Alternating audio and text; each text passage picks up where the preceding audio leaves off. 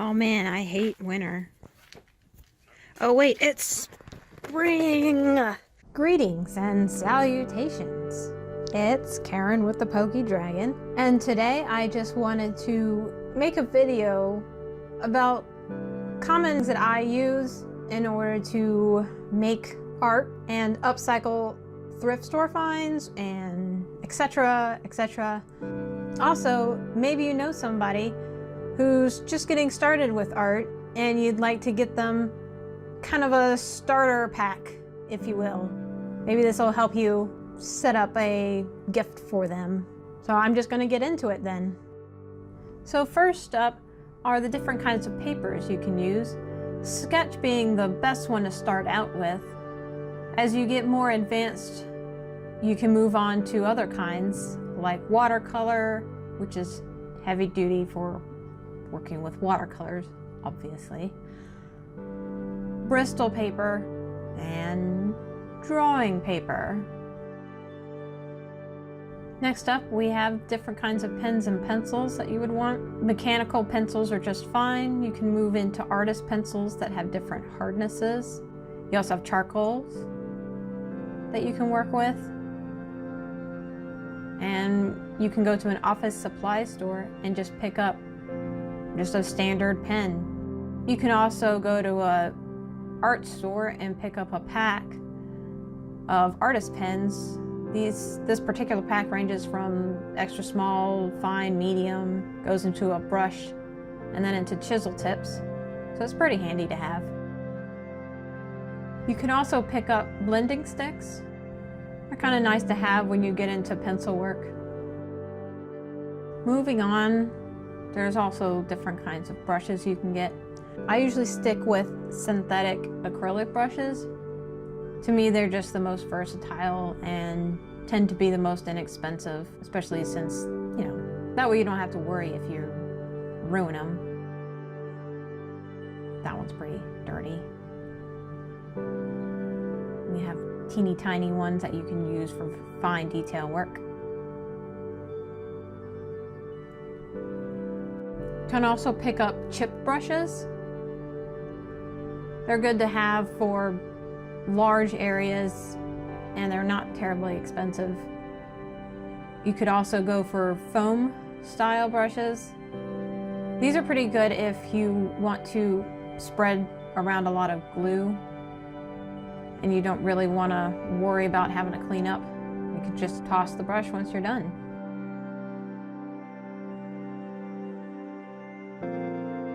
When just starting out, using craft paints are just fine. They're inexpensive, you can get a lot of them, a lot of different colors. Don't have to sit there and mix a whole bunch of different paints together. So picked these up at, I believe it was Michael's. It's just a 20 of different colors of acrylics. They work.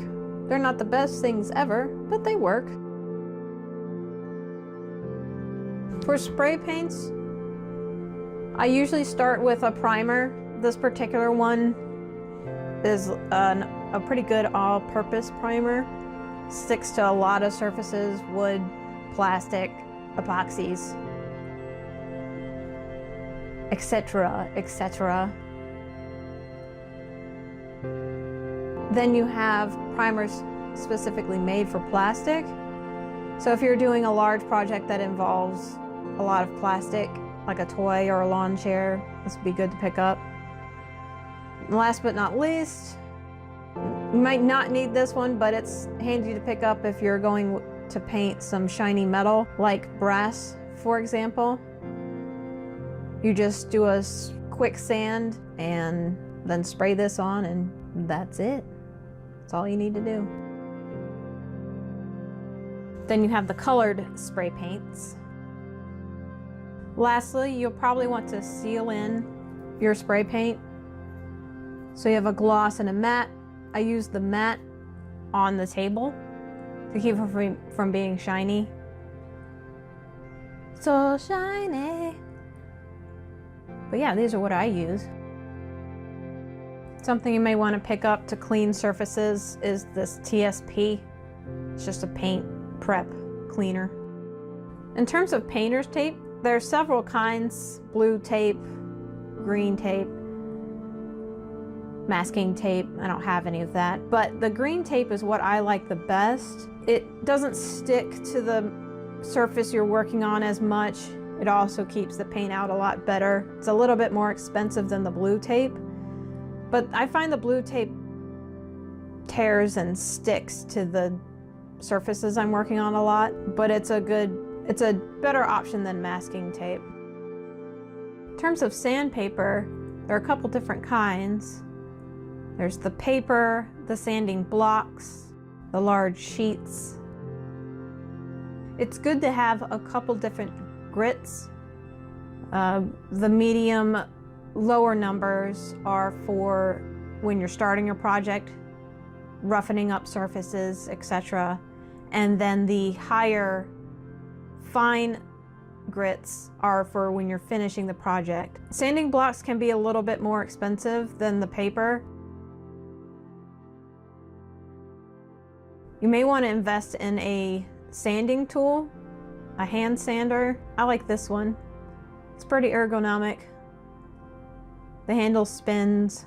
It's pretty nice. It's pretty nice, especially if you don't want to invest in power tools. For glues, there's 3 glues that I typically lean towards. The E6000 is a strong, permanent adhesive. Takes a little while to cure though. Hot glue isn't as strong, but obviously has a quicker dry time. Then you have products like Mod Podge and Elmer's glue that are a light duty glue. Pretty good for just holding a couple pieces of paper together. So heavy, medium, and light. So here's a lot of miscellaneous items that I use. Aluminum foil, WD-40, steel wire, jeweler's tools, jeweler's pliers, X-Acto knives,